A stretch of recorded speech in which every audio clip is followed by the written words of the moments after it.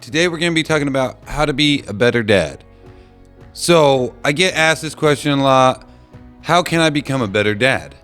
What are some things I could do to become a better dad? It's easy for us to read a book. It's easy for somebody to tell you something, but how do you put it into action? How do you put it into play? Now this is, I think one of the most important things is everybody's situation is a little bit different.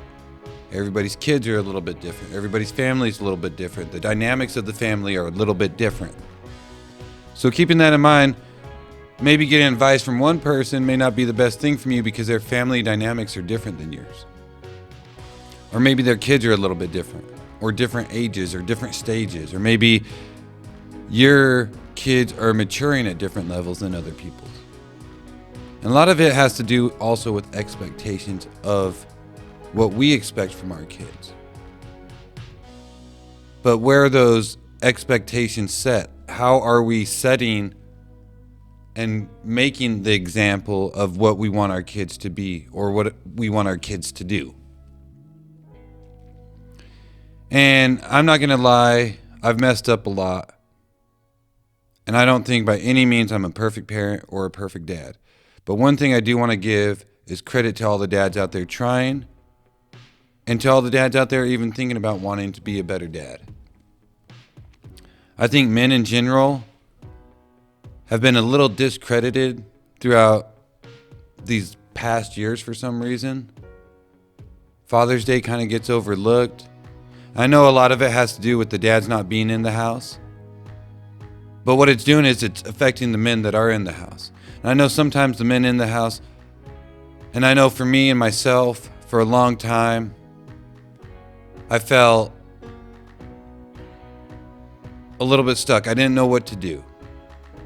The kids were growing, they were getting older. It was easy for me to deal with the young ones because I've dealt with the young ones multiple times. That one was easy for me. I figured that one out. Not right away, but I eventually figured that one out. But what happens as they get older? And one thing I'm starting to realize is we have to look at it a little bit different than maybe we've been looking at it in the past. I think I've always just had these expectations of my kids and want them to do things and think it's great. But then sometimes I look at the other stuff that they're doing, but I realize a lot of it, no matter what, is coming from the examples that they're seeing. The examples that they are seeing, that they're around. From the words that they say, to the things that they do, to the actions that they're actually following through on. And I started to think of it as more like a man's perspective. And one thing I wanted to do today was try to allow you guys to leave with something that can maybe possibly allow you to be a better person, a better dad, a better man. But not only that, maybe something you could take away today and try to implement that doesn't seem so complicated, that doesn't seem so hard.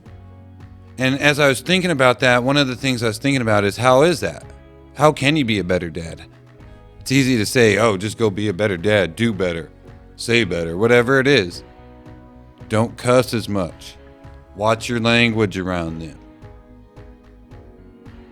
Yeah, but you could do that. You could go to work every day. You could watch your language, but how do you become a better dad? How do you build that relationship with them? Because at the end of the day, that's what it's about. It's about that relationship. So one thing you need to do is, A, think about the relationship that you have with them. You listen to some people, you can't be their friends, you have to be their parent. Other people say you can't be their, you don't have to just be their parent, you need to be their friend also. Everybody's situation's a little bit different, and sometimes they need a friend, sometimes they need a parent. But this is the thing, look at it as maybe as a teacher or a coach. That's what you are, a teacher or a coach, because at the end of the day, you can't force your kids to do anything. Maybe when they're young, but eventually they're going to grow up and have to make their own decision. So we can't force our kids to do anything. So what can we do as parents? How should we be looking at this? Like I said, as a dad, as a father, maybe we should be looking at it as a coach. Maybe if you weren't that much into sports, maybe we should be looking at it as a teacher, a good coach. Because trust me, we've all had those bad coaches, and we've all played against those bad coaches, or we've all had the bad teacher, or have been in the class with the bad teacher. So if we think of it as, all right, I'm the father, they're my kids, now they're also my students. I have to teach them how to be good kids in life. I have to teach them how to be responsible kids or responsible adults. I have to teach them how to be loving kids and loving adults. I have to teach them how to work hard and have a good work ethic. I have to teach them about God and to love God. I have to plant those roots now. Because at some point they're not going to be with me and I'm not going to be able to hold their hand or help them up, and they're going to have to get up by themselves. And they're going to have to depend on God by themselves. And they're going to have to believe by themselves, not based off of what I've done or my belief, but based off of them and their beliefs and what God has done for them and what God's going to do for them because of God's promise for them. So for me, I have to be a good steward of what God has given me because my kids are a gift from God. They're not a curse. Trust me. Sometimes I can say, yeah, these little kids, man, they drive me crazy. But at the end of the day, they are truly a gift from God. So I need to be a good steward with them. Yes, they call me dad.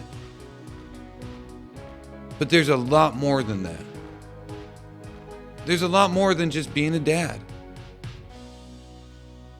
There's so much more. So if we're looking at it as being a teacher and as a coach, what you want to do is try to set your kids up with the best place for life. Or educate them with the things that they're going to need to learn so when it becomes a challenge in their life or when it comes to the forefront in their life, they're able to handle it and they're educated and they know exactly what to do because they were taught what to do.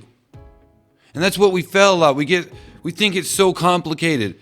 First of all, one thing, as soon as you have a kid does not make you a great parent or even know how to be a parent. So just get that clear. Because when I first had my first kid, all of a sudden I thought, all right, I have to be a good dad. I'm supposed to know how to do this.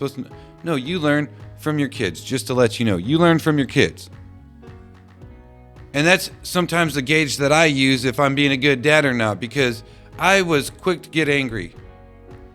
And then what happens is my kids or somebody does something, I'm quick to get angry. I respond without thinking or pausing or taking a breath real quick. And then what happens is I just react. And that causes multiple actions or reactions. This is my family. These are the people I love. So what I needed to do is just take a step back, take a breath real quick, and see how I wanted to analyze the situation. Even if it made me upset, even if it made me mad, at the end of the day, what was going to happen? What was going to be the result of it? But at the same time, I had the opportunity to teach my kids how to handle it when they get mad or upset. Because what I was teaching them is when they get mad or upset, they better respond and react right away. And it doesn't matter what consequences that has. But that's what I'm teaching them. So maybe I need to be a little quicker to love. Maybe just take a breath. Like, it's not really that hard. I was overthinking it. Take a breath real quick. Think about it. We've been down this road multiple times. I already know what's going to happen.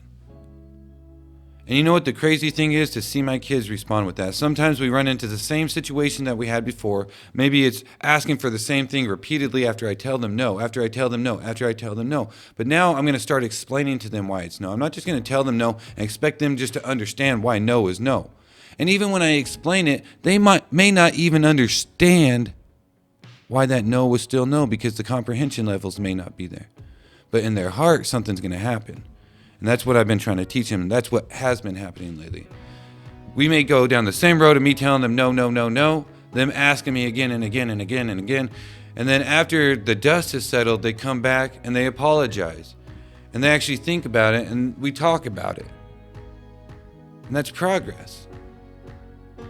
But now we're teaching them not only, hey, take a breath, think about what you're saying or what you're doing, think about what the result's going to be. You can ask me a million times, but the result's still going to be no. So instead of making it bad for you and getting fired up and building yourself up with all this anger, because every time I say no, it's going to get you more upset. Let's not do that. Let's take a breath. Let's take a step back. And maybe the way that I was responding before was getting them more fired up. Maybe I could try it a different way. That's what going into the explanation of why the no is the no was important to me. Because he needed to know and they needed to know I have all boys, so I could say he, and I'm not calling out one child. But they needed to know right then there was a reason behind the no. Not just because I said so. It's not because I said so. I'm the adult here. No, sometimes we're just as mature as our child or as our kid. That's how we act sometimes. And like I said before, we learn to be a parent through our kids. Sometimes I use that as a gauge. How are their reactions, or how are they reacting to certain things in life? Are they shutting down and getting sad and depressed? Are they getting mad? Are they getting angry? Are they getting motivated? And then also, what type of anger is it? Are they getting angry but not in a mad way to where they want to self-destruct and hurt somebody, but angry because they don't like the way a certain thing is or a certain person's being treated? Now, that type of anger is okay. But we also have to support them and make sure it doesn't go beyond the anger of, I don't like this, I don't want to do it. Now I'm going to go try to destroy or destruct anything that has to do with trying to make that situation or keep that person in that situation or something like that. So it's just a healthy relationship with them. But us thinking it as a coach or a teacher, we have to give them and educate them and coach them with what they're going to need for life. Because they are kids now, but there's more to that. And yes, it is a little complicated sometimes. Yes, it is a little stressful sometimes. Yes, you will get angry. You will snap. But are you just as quick to respond with your apology and explain to them maybe why you were mad, or maybe not even make an excuse because it may sound like an excuse, but just to apologize for maybe you snapping? Because sometimes we're so quick to snap, but we're not quick to apologize. It's almost like pulling teeth. You want me to apologize? Nope. Or if we apologize, I'm sorry. But pretty much it was your fault why I did this. Because if you would have not have done what you did, I would have not have done what I did. But how do we respond? As a coach, how would you respond if you're looking and say it wasn't your kid and you didn't have to live with them 24 hours a day, but it is your kid and you do have to live with them? Maybe it isn't 24 hours a day. Maybe you have split times. Maybe you have different times. Maybe you have part-time, full-time, whatever it is. Maybe you're single. So it's twice as stressful. You don't understand it. I'm a single parent. It's stressful. You don't have to do the things. I have to do everything. Everything. But think about the investment. What's your biggest investment? It's not your house, not your cars, not the properties, not your bank account. It's your children. Because after you die, who's going to take that over? So who do you want to take that over, and who do you want to manage the assets that you're building today?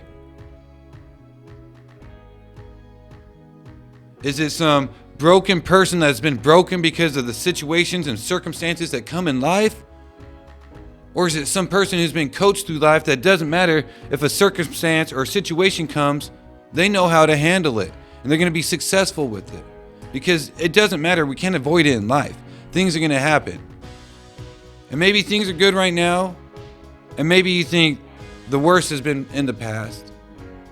But we still have a lot of years and we still have a lot of time.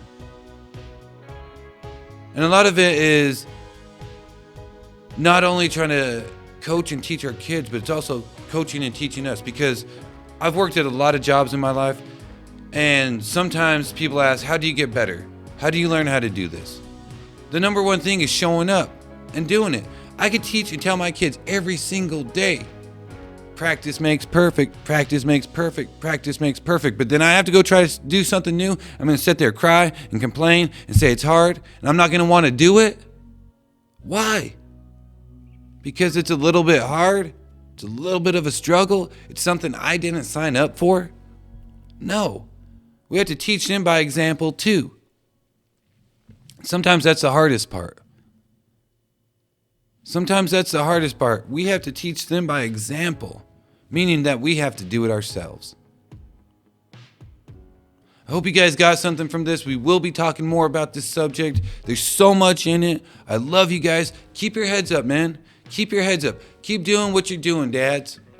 Keep doing what you're doing. I love you guys.